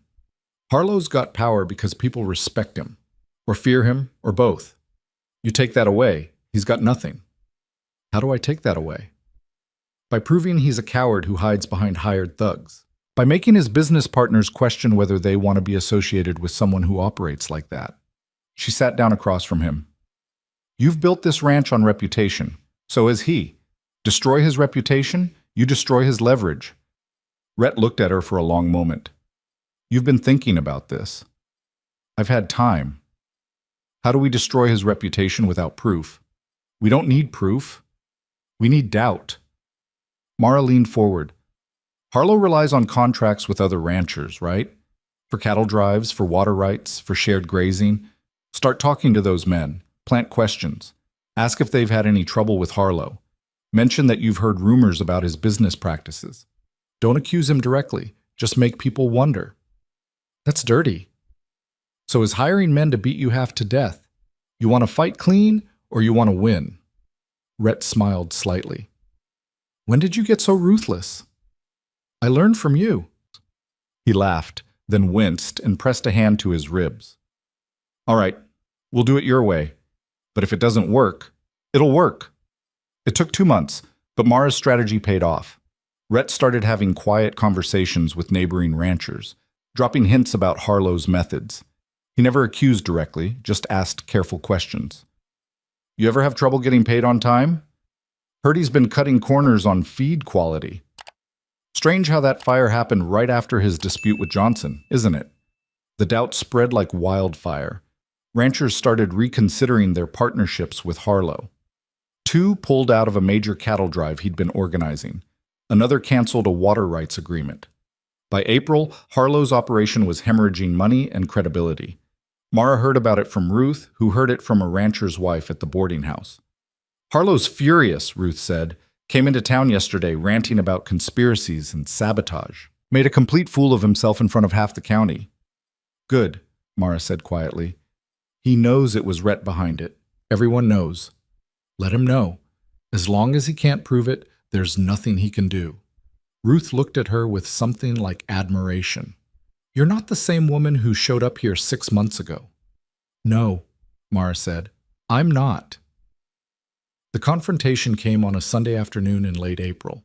Mara and Rhett were in town buying supplies when Harlow cornered them outside the general store. He looked like he'd aged 10 years, gray-faced, hollow-eyed, shoulders slumped. You happy now? He said to Rhett. You've destroyed me. Rhett kept his voice level. I didn't do anything except tell the truth. You spread lies. I spread questions. If people believe them, maybe you should ask yourself why. Harlow's hands clenched into fists. For a moment, Mara thought he might throw a punch. Then his shoulders sagged. I should have known better than to underestimate you, he said quietly. You're more like me than I thought. I'm nothing like you. No? Harlow smiled bitterly. You think you're better because you don't hire men to do your dirty work? You just convinced everyone else to do it for you. That's not better, that's just smarter. Rhett's expression didn't change. If you ever come after me or my wife again in any way, I won't be smart about it. I'll be direct. Understand? Harlow looked at Mara, then back at Rhett. You really love her, don't you? That's what this is about. All of it. Rhett didn't answer. Harlow shook his head. I hope she's worth it. He walked away without another word. Mara and Rhett stood in silence for a moment. Did you mean that? Mara asked quietly. What he said about... Let's get the supplies and go home, Rhett said. But he took her hand as they walked to the wagon, and he didn't let go. That night, Mara couldn't sleep. She lay in her narrow bed, staring at the ceiling, thinking about Harlow's words. You really love her, don't you? Rhett hadn't denied it, hadn't confirmed it either, just gone silent in that way he did when something cut too close. Did he love her? Did she love him? 6 months ago, the question would have seemed absurd. Now it felt like the only question that mattered. She heard movement across the hall, Rhett awake too. His door opened, footsteps in the hallway. She thought he'd go downstairs, but instead he stopped outside her room. A soft knock. Come in, she said. He opened the door, stood in the doorway, silhouetted by lamplight from the hall. Can't sleep either? No. Want company? Yes. He came in, sat in the chair by the window. They didn't speak for a while, just existed in the comfortable silence they'd built over months of learning each other. Finally, Rhett said, What Harlow said today, about me loving you. Mara's heart stopped. You don't have to. I do, because it's true. He looked at her directly. I don't know when it happened. Somewhere between you standing up to Fenton and you saving my shop and you sitting by my bed after the attack. Somewhere in there, You stopped being a convenience and started being everything. Mara couldn't breathe. Rhett, I know that's not what we agreed to. I know you didn't sign up for this. And if you don't feel the same, that's fine. Won't change anything between us. But I needed you to know. She sat up, her hands shaking. You think I don't feel the same? I don't know what you feel. I feel terrified because I do love you and I don't know what to do with that. Rhett crossed to the bed, sat on the edge. Why terrified? Because every time I've cared about someone, they've left, or died, or decided I wasn't worth the trouble. And you're the best thing that's ever happened to me. If I lose you, you won't. You don't know that.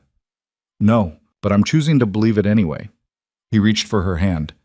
Mara, I've spent my whole life building walls, keeping people out, proving I didn't need anyone. And then you showed up, this stubborn, impossible woman who refused to disappear, and every wall I built just crumbled. You made me want something more than success. You made me want a life. Mara's vision blurred. I'm not easy to love. I'm prickly and stubborn and brave and resilient and stronger than anyone I've ever met. He cupped her face in his hands. I love you. All of it. The stubbornness and the strength and everything in between. She kissed him then, hard and desperate, pouring 6 months of loneliness and fear and hope into it. He kissed back like he'd been waiting for permission, like he'd held himself in check for so long he'd forgotten what it felt like to let go. When they finally broke apart, both breathing hard, Mara said, I don't want separate rooms anymore. Rhett smiled. Good, because I've been wanting to ask you to move across the hall for months. Why didn't you? Because I promised you space, and I keep my promises. She kissed him again. New promise, stay. I'm not going anywhere. They spent that night talking, really talking, for the first time. Rhett told her about his childhood in St. Louis, about the father who drank and the mother who died young, about the years of brutal work, sleeping in barns, saving every penny, about the woman who'd chosen her family over him and the scar it left.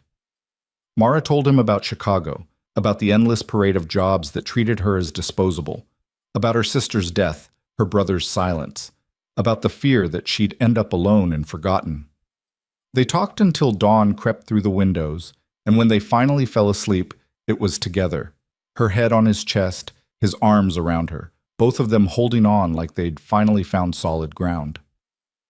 Spring turned to summer, and the ranch thrived. The cattle prices were good that year, the calves healthy, the weather cooperative. Rhett expanded operations, bought more land, hired more men. The shop kept growing too.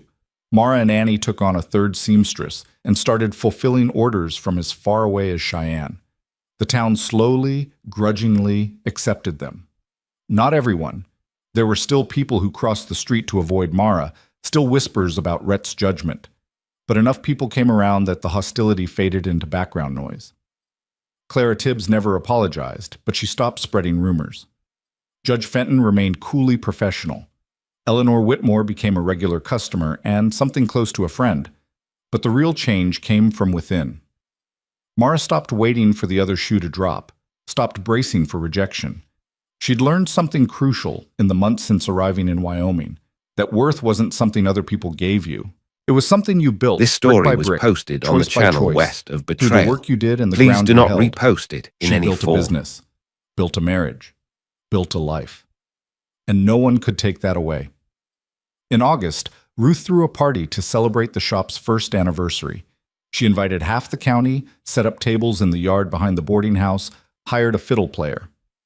Mara tried to protest. Too much, too expensive, too public. But Ruth wouldn't hear it. You've earned this, she said firmly. Let people see what you've accomplished. The party was bigger than Mara expected. Customers came, bringing their husbands and children. Ranch hands came, awkward in clean shirts. Even a few of the society women showed up, though they stayed on the periphery, watching. Mara stood with Rhett, his arm around her waist, and looked at the crowd. All these people who'd dismissed her, doubted her, tried to drive her away. And now they were here, celebrating her success. You did it, Rhett said quietly. We did it. No, this was you. I just gave you space to work. Mara leaned into him. That's not true. You gave me more than space. You gave me a reason to stay when leaving would have been easier. You gave me a partnership, he finished.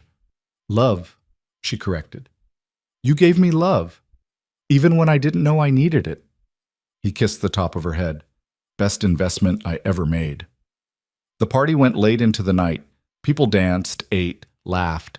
Annie gave a short speech thanking everyone for their support. Ruth got tipsy and told embarrassing stories about her boarding house tenants. And Mara, standing in the middle of it all, felt something she hadn't felt in years. Belonging. That fall, Halstead came back to town. Mara was at the shop when she saw him through the window, older, grayer, walking with a slight limp. She froze, every muscle in her body going rigid. Annie noticed. You all right? That's him. The man who rejected me. Annie looked out the window. Want me to throw him out if he comes in? No, I'll handle it. But Halstead didn't come in. He stood across the street for a long moment, staring at the shop sign, then walked away. That evening, Mara told Rhett about it. Want me to talk to him? Rhett asked. No, he doesn't matter anymore. You sure? Mara thought about it. A year ago, seeing Halstead would have destroyed her, would have brought back every moment of humiliation and hurt. Now it just felt distant, like something that had happened to a different person. I'm sure, she said. He had his chance. He threw it away. That's his problem, not mine. Rhett smiled. You really have changed. So have you. How? You smile more, laugh more. You're lighter somehow, like you're not carrying the weight of the whole world anymore. That's because I'm not carrying it alone. They sat on the porch as the sun set, watching the land turn gold and red. The ranch spread out before them, cattle grazing, men working, everything running like a well-oiled machine. Sometimes I think about that first night, Mara said, when I stood on the train platform and Halstead told me no. I thought my life was over. Thought I'd die alone in some boarding house, forgotten and worthless. And now? Now I know that rejection was the best thing that ever happened to me, because it led me here, to you, to all of this. She gestured at the ranch, the life they'd built. I was so focused on what I'd lost, I couldn't see what I might gain. Rhett took her hand. You know what I learned? What? That building something, a ranch, a marriage, a life, it's not about starting with everything. It's about starting with enough. Enough courage to try. Enough stubbornness to keep going. Enough faith that it might work. He squeezed her hand. You had all that. You just needed someone to see it. You saw it. Because I recognized it. We're the same, you and me, both of us fighting to prove we deserve to take up space in the world. Both of us too stubborn to quit. Mara leaned her head on his shoulder. Think we'll ever stop fighting? No, but at least now we're fighting together. The winter of their second year together was harsh. Snow came early and stayed late, trapping them inside for weeks at a time. But instead of feeling claustrophobic, Mara found she loved it. The enforced closeness, the long evenings by the fire, the way she and Rhett had learned to navigate each other's moods and silences. They talked about everything. The ranch's future, the shop's expansion, whether to hire more help or invest in new equipment. They argued sometimes, sharp, heated discussions that left them both frustrated, but they always came back together, always found compromise. In February, during a break in the weather, Rhett took Mara to the south pasture where the fire had started a year ago. The grass had grown back thick and green, no trace of the damage remaining. I wanted you to see this, he said. Wanted you to remember that things can burn down and still grow back, stronger sometimes. Mara looked at the land, then at him. Are we talking about grass or about us? Both, she smiled. We didn't burn down. No, but we could have. If you'd left. If I'd given up. If either of us had decided it was too hard. He turned to face her fully. But we didn't. We stayed. We fought. And we built something that can't be burned down because it's not made of wood or grass. It's made of choice. Every day we choose each other. That's what makes it strong. Mara felt tears prick her eyes. You're getting philosophical in your old age. I'm getting honest. There's a difference.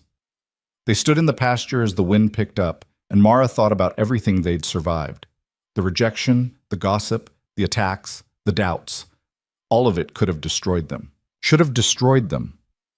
But it hadn't, because they'd refused to let it. By spring, the shop had outgrown its space. Mara and Annie found a larger building near the center of town, spent weeks renovating and moving. The new space had room for 4 work tables, proper storage, even a small area where customers could wait. On opening day, over 50 people came through, some to browse, some to order, some just to see what all the fuss was about. Clara Tibbs showed up mid-afternoon. She walked through the shop slowly, examining everything, her face unreadable. Finally, she approached Mara. You've done well for yourself. Thank you. I won't pretend I was wrong about you. I still think you manipulated your way into Rhett Calder's life. Mara kept her voice steady. Then we'll have to disagree. But, Clara paused, I will admit you've proven yourself capable. This shop is professional. Your work is quality. And you've conducted yourself with more dignity than I expected. It wasn't an apology, but it was something. I appreciate that, Mara said. Clara nodded stiffly and left. Annie came over, grinning. Did Clara Tibbs just almost compliment you? I think so. That's progress. That's survival, Mara corrected. She knows we're not going anywhere. Might as well make peace. That summer, Rhett proposed a partnership expansion. I want to put your name on the ranch, he said one evening. Make it official. Calder Ranch becomes Calder and Calder Ranch. Mara stared at him. Why? Because you've earned it. You've been working this ranch as hard as I have, making decisions, solving problems, building relationships. This isn't just my operation anymore. It's ours. People will say I'm taking advantage. Let them say it. I don't care. And neither should you. Mara thought about it. A year ago, she would have refused, too afraid of the backlash, too uncertain of her place. Now she knew better. All right, she said, let's do it. The paperwork was filed in August.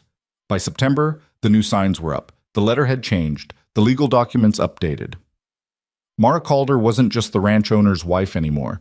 She was a co-owner, a partner, a force in her own right. And the town had no choice but to recognize it.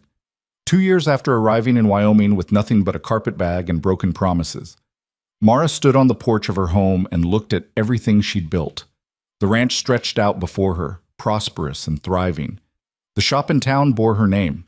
The community, grudgingly, slowly, had accepted her presence. But more than that, she'd built something inside herself, a certainty that she deserved to be here, that her worth wasn't determined by other people's approval, that she could fail and recover, fall and get back up, lose and still win. Rhett came out and stood beside her, his hand finding hers automatically. What are you thinking about? He asked. How far we've come. Any regrets? Not one. Not even Halstead? Mara laughed. Especially not Halstead. He did me a favor, showed me what I didn't want, made space for what I did. Which was? This, you, a life where I get to choose instead of being chosen, where I get to build instead of being built around. She turned to face him. You know what the difference is between Halstead and you? This What? story was posted on You the looked at channel me and west saw of what I Betrayal. couldn't do. Please You do not looked at me and repost saw what it I in any could. form. That's everything. Rhett pulled her close. You gave me the same thing. Before you, I had a ranch. After you, I had a reason. They stood together as the sun set, 2 people who'd been discarded by the world and decided to build their own instead. It wasn't perfect. The town still had its skeptics, the business still had its challenges, and there were days when everything felt too hard. But they'd learned that perfection wasn't the point. The point was showing up, choosing each other, refusing to disappear. That fall, on the anniversary of their first meeting, Rhett took Mara back to the train station where Halstead had rejected her. Why are we here? She asked.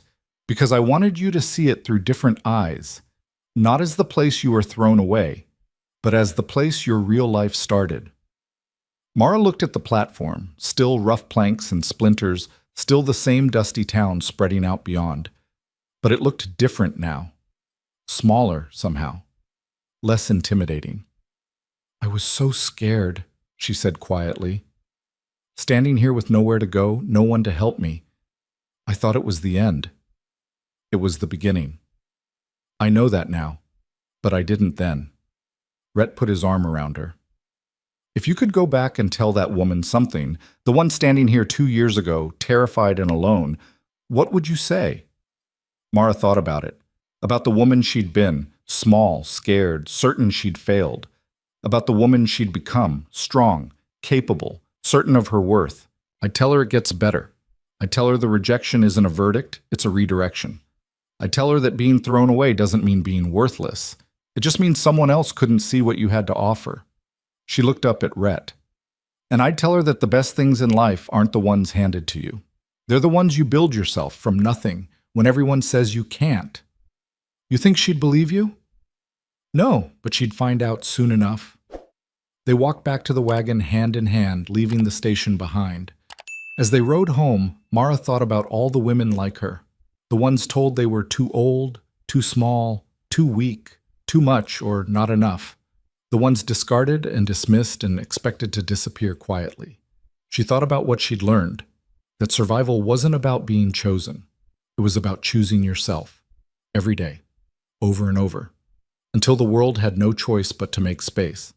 That was the real story, not the marriage or the shop or the ranch, but the quiet daily decision to refuse erasure, to stand up and say, I'm here, I matter, and I'm not going anywhere. Some people were born into power. Others had to build it from scratch, one stitch at a time. Mara had built hers, and no one could take it away. Years later, when people asked her about those early days, about being rejected, about starting over, about surviving when everything seemed impossible, Mara would think carefully before answering. She wouldn't lie and say it was easy, wouldn't romanticize the fear or the loneliness or the night she'd cried herself to sleep, but she also wouldn't let them reduce her story to tragedy. Because the truth was this: sometimes being thrown away was the best thing that could happen. Sometimes you had to lose everything to discover what you were actually made of. Sometimes the people who rejected you were doing you a favor, clearing the path for something better. Halstead had looked at her and seen weakness. Rhett had looked at her and seen potential. The difference wasn't in who she was. It was in who was looking. And once Mara understood that, really understood it, everything changed. Because if her worth wasn't determined by other people's vision, then she got to decide it herself. She got to write her own story, build her own life, define her own success. That was the real power. Not in being accepted, but in no longer needing acceptance to know you mattered. Mara Calder had learned that lesson the hard way, standing on a dusty platform with nowhere to go and nothing to lose. And in learning it, she'd found everything.